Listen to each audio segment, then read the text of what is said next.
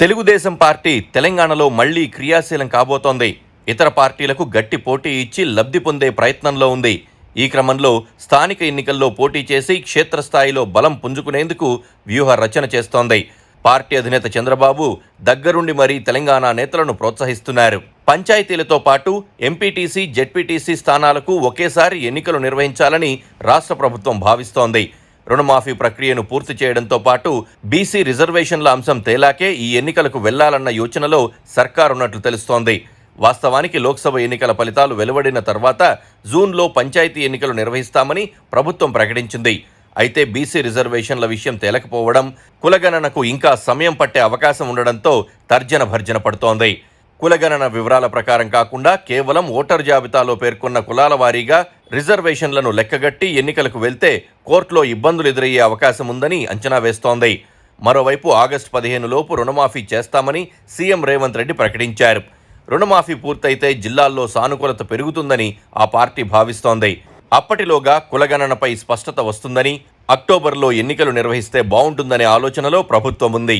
Telugu Desam party జాతీయ అధ్యక్షుడు చంద్రబాబు నేతృత్వంలో జరిగిన తెలంగాణ టీడీపీ సమావేశంలో ఇదే అంశం చర్చకొచ్చింది.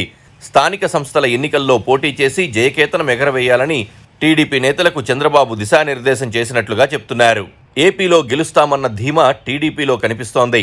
దాంతో తెలంగాణలో కూడా విస్తరించాలన్న కోరిక బలపడుతోంది.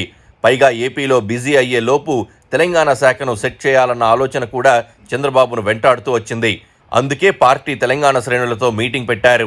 వారికి తొలి పరీక్షగా స్థానిక సంస్థల ఎన్నికల్లో గెలవాలని ఆదేశించారు.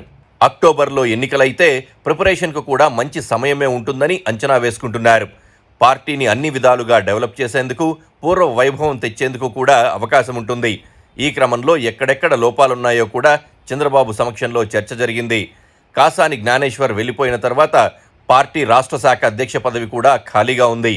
దాన్ని భర్తీ చేసే అంశం కూడా టీడీపీ మీటింగ్లో చర్చకొచ్చింది. తెలంగాణలో పార్టీ పదవుల ప్రక్షాళన వంటి వాటిపై చంద్రబాబు దృష్టి పెట్టారు. బలహీన నేతలను తొలగించుకోవాలని ప్రయత్నిస్తున్నారు. ఇటీవల సీఎం రేవంత్ రెడ్డి చేసిన వ్యాఖ్యలు కూడా పార్టీలో చర్చనీయాంశమయ్యాయి. తనకు చంద్రబాబు గురువు కాదంటూ రేవంత్ రెడ్డి కొంత గట్టిగానే ఒక మీడియా ప్రతినిధికి సమాధానమిచ్చారు. దీంతో పార్టీ కార్యకర్తలు, నాయకులు కూడా హర్ట్ అయ్యారు. రేవంత్ వాడిన పదజాలం సహేతుకంగా లేదని కొందరు నేతలు చంద్రబాబు దృష్టికి తీసుకెళ్లారు. రాజకీయ కాలగమనంలో అలాంటివి జరుగుతుంటాయని చంద్రబాబు వారికి సర్ది చెప్పారు. ఆ దిశగా ఆలోచించే బదులు పార్టీని బలోపేతం చేసే అంశాన్ని పరిశీలించాలని సూచించడంతో నేతలు మెత్తబడ్డారు.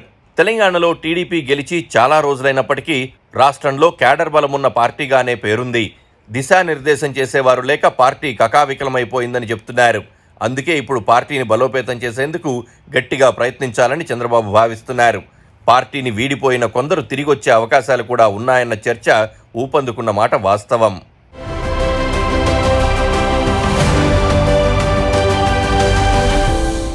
Please do subscribe to Please do subscribe to Please do subscribe to Please do subscribe to Please do subscribe to Please do subscribe to KTV Telugu. KTV Telugu. KTV Telugu. KTV Telugu. KTV Telugu. KTV Telugu. Please do subscribe to KTV Telugu.